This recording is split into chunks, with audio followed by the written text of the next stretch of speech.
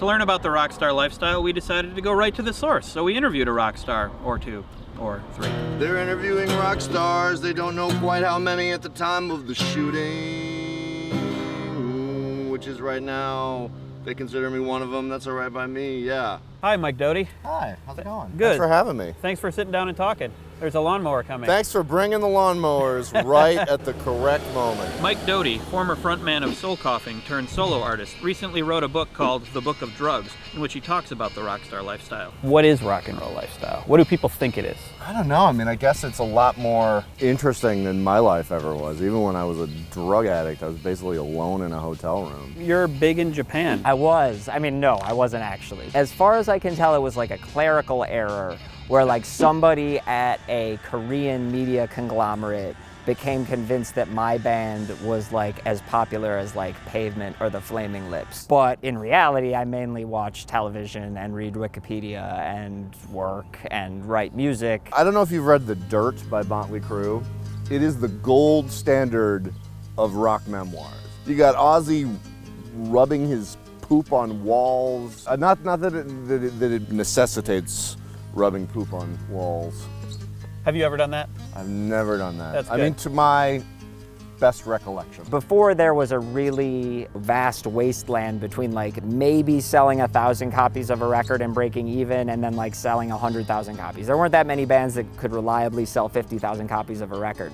Now that's totally possible, right? There's a million ways to be that sort of mid-level band, right? The notion of a rock and roll lifestyle still exists, but it's almost completely decoupled from rock and roll music. There's still that hunger for that kind of like glamour and like, I don't even know what it is that like makes people so excited. When you asked about talking about rock stars, I immediately thought of something called the mana personality that is in our unconscious, each one of us, that's bigger than life. And it pulls all of the projections that we throw onto rock stars, a kind of an inner rock star that we have to reckon with. Whether it's an inner rock star that leads to a lifestyle that objectively may be called hedonistic or dissipative. You know, I wanted money and girls, stuff like that, and drugs, and to some extent I got them.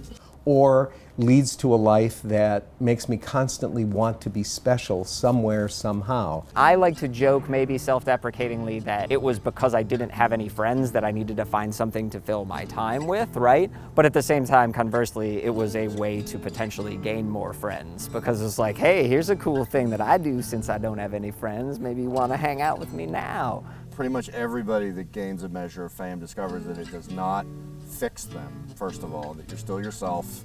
You're still feeling, you know, whatever sort of emotional pain that drove you to need to be famous. Do you have an idea of what being a celebrity does to a personality? Only voyeuristically. I mean, have you ever had a celebrity patient? Or? Yes. You realize that you're dealing with somebody who's, like all of us, just trying to figure it out before it's over. Things happen to us.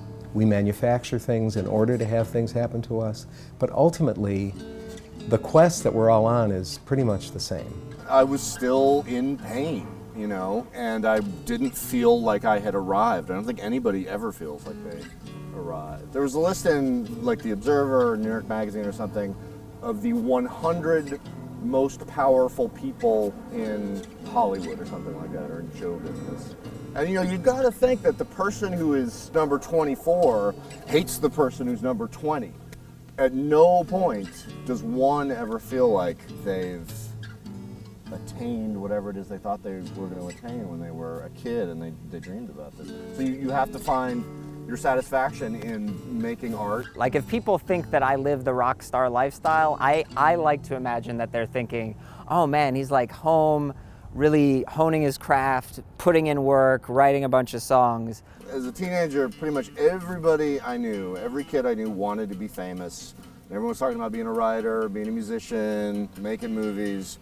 And then as I got older and older, I was the only guy that was working. I was like, well, I'm heading home to practice and you're hanging out, drinking red wine, talking about how great it's going to be when you get your Pulitzer, you know. I don't think a lot of people realize how much work it is. Oh yeah, and it's, you know, it's work that if you love the work, it's a great life. everybody wants to be famous. Not everybody wants to be a working artist. Do you think there's a difference between what we view as a celebrity lifestyle or rock star lifestyle and what the reality of it is? Oh, definitely. There's a difference between what we imagine anything to be and the reality of it, especially when you're looking at something that is bigger than life, like a celebrity or a rock star. The traditional idea of a rock star is a healthy thing, or is it not a healthy thing? Anything aspirational is healthy, you know what I mean? Like, otherwise we'd all just want to be like homeless drug addicts, you know? Does sound nice, no job, you know? Yeah, actually. Maybe I need to think about a career change. Yeah, maybe. Mike Doughty and Graham Smith are actual rock stars. Link to their stuff below. Up next, we go backstage behind the Iron Curtain, where we find a rock star. And of course, there's that subscribe link over there if you'd like to subscribe to our channel and get notified when we put up more good stuff. And then there's the Facebook and the Twitter down there. If you want to click on those and help us become rock stars, that'd be great. Thanks. So please wait for me until I'm gone. Please wait for me until I'm